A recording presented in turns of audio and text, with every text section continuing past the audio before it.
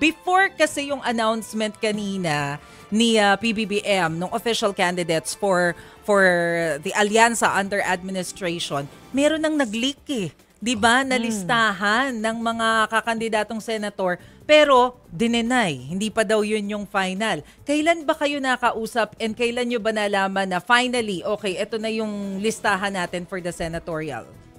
Actually, Maricel, last week when the president called me up, actually pinatawag niya ako and then he asked me kung willing ako mag-join sa ikang administration lineup. Hindi ko naman mahindian. Sabi ko, yes sir. Sabi niya, okay, baka if you want to join us and you can help the administration, parang yung that's how he invited me also sa DSWD as secretary. So sabi ko, yes sir. But how do you feel about the other members? Oo, yung composition ng koalisyon. Siguro naman sinala ng Pangulo yun. I believe yung mga kasamahan ko will also do good in the Senate. Mas ika nga, like Tito Soto, veteran na sila dyan, Senator Ping, Senator Pacquiao. So bale sila Camille, kasamahan ko sa Congress, she's a deputy speaker. Si Mayor Abby Binay, naging kongresista din. So lahat naman may experience na when it comes to legislation, Maricel, Jovi.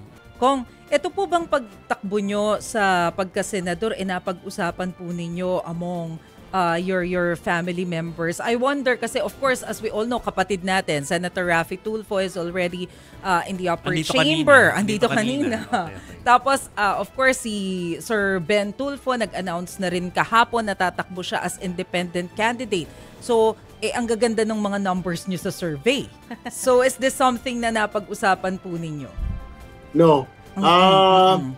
Honestly speaking, noong una lumabas yung survey, I think as early as early this year, last year, lumabas na number 1 ako. Medyo nagtaka. My mom was still alive and then kasi mahilig din sa social media yon. Tinignan ko, sabi ni mami, oh anak, ano to, nandiyan na si Raffy. Hindi ka ba masaya sa Congress? Sabi ko, Mom, I'm happy in Congress. Sabi ko, actually, gusto ko yung trabaho ko as a communications director ng House. I'm good with it.